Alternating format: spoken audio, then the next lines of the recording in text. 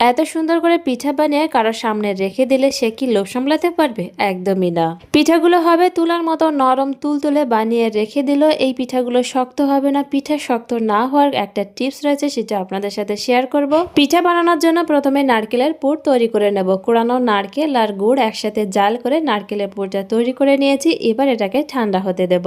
এবার চালের গুঁড়োটাকে সিদ্ধ করে নেব। তার জন্য কড়াইতে প্রথমে হাফ কাপ পরিমাণে জল দিয়েছি, তারপরে আরো সামান্য পরিমাণে একটু জল দিয়েছি। এবার স্বাদ মতো নুন দিয়ে দিয়েছি। জলটা যখন এভাবে ফুটে আসবে তারপরে এর ভিতরে দিয়ে দেব চালের গুঁড়ো।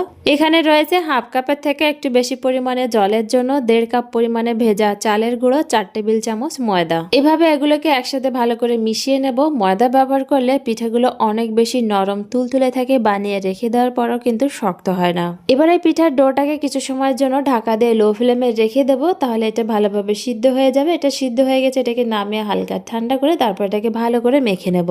পিঠার এই ডোটাকে একদম ভালোভাবে মেখে নিতে হবে। আর এই পিঠার ডোটা কিন্তু বেশি শক্তও হবে না, বেশি নরমও হবে না, ঠিক সেইভাবে এটাকে তৈরি করে নিতে হবে। এবার এখান থেকে কিছুটা পরিমাণে ডো নিয়ে এর ভিতরে ফুড কালার মিশিয়ে নেব। আমার হাতের কাছে রেড কালারের ফুড কালারটা ছিল, সেটাই মিশিয়ে নিয়েছি। আপনারা চাইলে যে কোনো কালার এখানে ব্যবহার করতে পারেন। কিছুটা পরিমাণে পিঠার ডো নিয়ে এভাবে সুতার মতো তৈরি করে নিয়েছি লম্বা করে। এভাবে বড় একটা সুতার মতো তৈরি করে 3 ভাগে ভাগ করে নিয়েছি। এবার কিছুটা পরিমাণে ডো নিয়েছি। এবার এটাকে ভালো করে বেলে নেব। আর এর উপর দিয়ে যে সুতার মতো বানিয়েছিলাম রেড কালারের ডো দিয়ে, এইটা এভাবে লাগিয়ে নেব।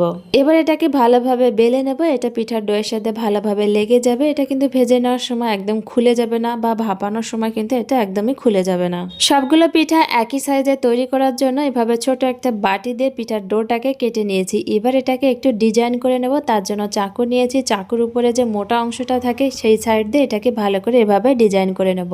ডিজাইনটা কিন্তু এখানে দেখেই বুঝে নিতে হবে আমি কিভাবে ডিজাইনটা করে নিচ্ছি। আর এটা কিন্তু আলাদা করে বলে দেওয়ার মতো কিছুই নেই, ডিজাইনটা কতটা সুন্দর দেখাচ্ছে। এবার নারকেলের পুরটা দিয়ে দেব। নারকেলের পুরটা দিয়ে এভাবে মুখটা বন্ধ করে চারপাশে এভাবে ডিজাইনটা দিয়ে দেব। চাইলে এটা দিতেও পারে, না দিলেও কোনো সমস্যা নেই, তবে ডিজাইনটা দিলে এটা দেখতে অনেক বেশি সুন্দর লাগবে। চাইলে এই পিঠাগুলো নিজেদের পছন্দ মতো ডিজাইন করে নিতে পারেন, আবার ডিজাইন না করলেও কোনো সমস্যা নেই। এভাবে তৈরি করে নেব সবগুলো পিঠা। অনেকেই বলতে পারেন এখন কি পুলি পিঠা খাওয়ার সিজন? এটা তো শীতের সময় খাওয়া হয়। আমার কাছে তো পিঠা খাওয়ার জন্য আলাদা করে কোনো সিজনের দরকার হয় না। যখনই পিঠা খেতে মন চাইবে তখনই খেতে হবে। শীতের সিজনে হয়তো খেজুরের গুড় দিয়ে পিঠাগুলো বানালে খেতে অনেক বেশি মজা লাগে, তবে নর্থ বেঙ্গলে খেজুরের গুড় পাওয়া যায় না। আর এখানে সিজনের কোনো দরকার হয় না, খেতে মন চাইলে খেতে হবে। একইভাবে আরো একটা পিঠার ডিজাইন করে দেখাচ্ছি। আর পিঠার ডিজাইনটা দেখেই বুঝতে পারছেন কিভাবে ডিজাইনটা করেছি নারকেলের পুরটা দিয়ে। এবার পিঠার মুখটা বন্ধ করে একইভাবে ডিজাইনটা করে নেব। এভাবে এতটা সুন্দর করে ডিজাইন করে যদি পিঠা তৈরি করে কারোর সামনে রেখে দেন, সে তো লোভ সামলাতেই পারবে না। আর ওই পিঠাগুলো এতটা নরম তুলতুলে হবে না, মুখে দিলেই বিশ্বাস করতে পারবেন না যে এভাবে এতটা পিঠা নরম তুলতুলে হতে পারে।